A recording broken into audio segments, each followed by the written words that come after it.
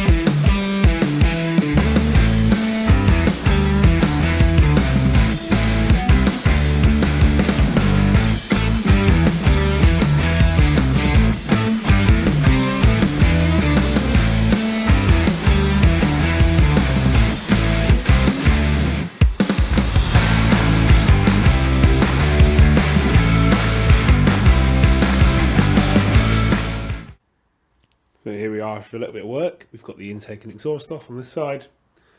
Electrically disconnected. Well, actually, it's done to do the ground down there. But pretty much everything off this side. Again, everything off this side. Water system is out. Made a bit of a mess.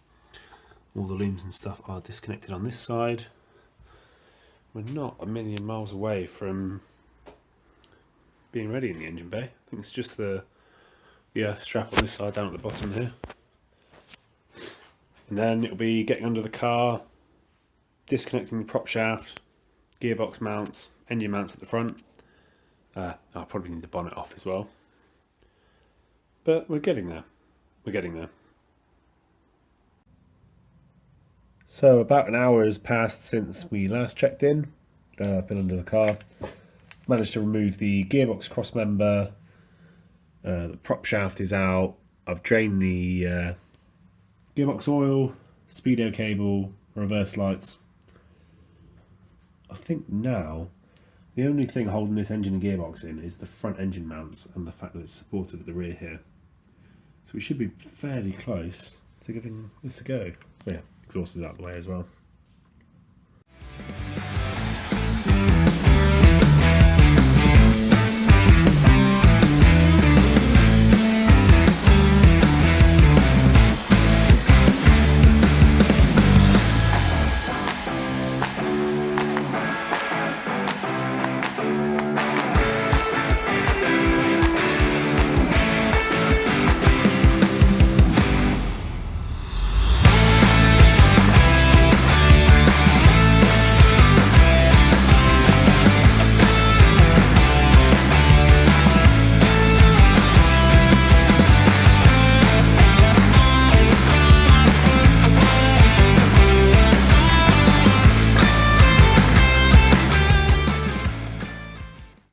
So here we have the old engine on the floor. I've separated the engine and gearbox to make them a bit easier to move around. I've also made a bit of progress in stripping off all of the items from this engine that I want to use on the new engine. So distributors off, water pumps off, the front pulley, along with all the trigger bracket and stuff that I made for the Speedwino install is all off. Some various covers and stuff. Got the water pump cover, all that sort of stuff.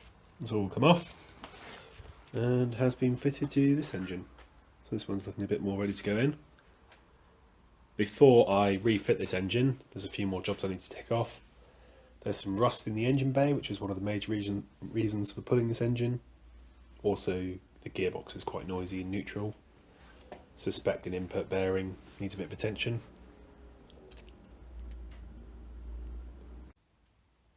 Got the gearbox up on the bench. One of the jobs I'm going to do is replace the input bearing. As you can see, I've taken the housing off. I found out it is in fact this bearing that sounds a bit horrible.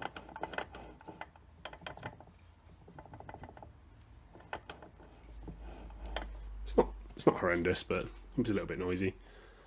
The other thing I'm going to do is take the detent out of here, which controls the side-to-side movement of the shifter. Have a little play with that, because it was always a bit sticky going over to the right-hand side to get into fifth and reverse, and it didn't centre between the sort of first row on the left, first and second, and third and fourth. So hopefully I can sort that out, make shifting a little bit nicer. Might as well get these things done while the box is out. So here we have the gear set, about as stripped down as I'm going to take it. Pleasantly surprised that most things actually seem in sort of good condition. Not really any wear on anything. I've got the input shaft stripped off. I've got the gear off the counter shaft off the end, because you need to remove that to remove the input shaft. Bearing off the end of here. So there'll be 3 bearings I'll be replacing. The small needle roller bearing, it's inside of here.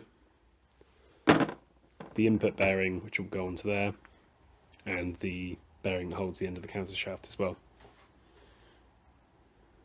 So while the gearbox is apart, I made a little modification to this follower. This is the one that dictates the sort of side-to-side action of the gear stick. I've added a bit of weld onto here and smoothed the sides. The original sort of lump on the top of this was quite narrow with very steep sides. What this meant was there was basically no self-centering between where first and second are and third and fourth. And it also meant it was very hard to get the gear stick across to fifth and reverse. But now I've made this change, it self-centers very nicely and is a lot easier to get into fifth. So I forgot to film any of it, but the gearbox is now back together with some lovely new shiny bearings. Here are some of the old ones. So there's the one that goes inside the input shaft. That's the counter shaft front bearing, input bearing, and clutch release bearing as well. I did while everything was apart. Yeah, gearbox is back together and ready to go back in the car. Also modified the selector detent, which has changed the action quite a bit. So self-centers nicely, not a lot of play in the middle here. It's also quite easy to get over to fifth now, which it wasn't before, it was very stiff. So yeah, overall, I'm thinking this gearbox should be a lot nicer to drive with now. Before the engine and gearbox can go back in the car, I've got some bodywork to do here in the engine bay. As you can see, there's a rather large hole in the bulkhead. I failed to video any of the actions leading up to me cutting this big hole. I'll put some pictures over the top of the screen now to show how crusty the bulkhead was in that area. There's basically a drain channel that goes up into this void here, fingers up here, and the whole channel was filled with dirt. So every time it rained, that dirt would obviously get soaking wet, eventually leading to it rust through. Over here on the inner wings as well, there was quite a lot of holes here before. I've welded a few up already, just coated them in primer for now to stop them rusting. There's a lot more holes to go, so there's a few more there, a few more over here, some sort of screw holes here as well. Plenty of little bits. The little holes didn't take too long to repair. The biggest one is going to be this hole here. So here is part of the bulkhead that I've chopped out. As you can see, it's very, very crusty. This bit here was rusted through. This bit's rusted through. Generally, all round, not in a great shape. That was the inside.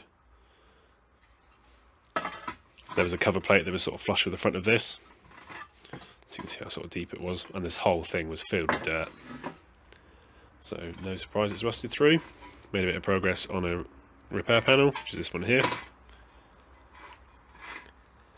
It's probably going to take me a little while to get around to finishing this bodywork.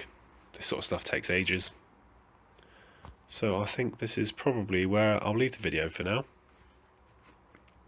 Hopefully I'll be back in a couple of weeks with a bit more.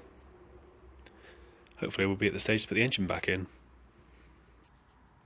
Thanks for watching. I'll see you in the next one, where hopefully we make this engine bay a little bit less crusty and ready to accept this new engine. Cheers and goodbye.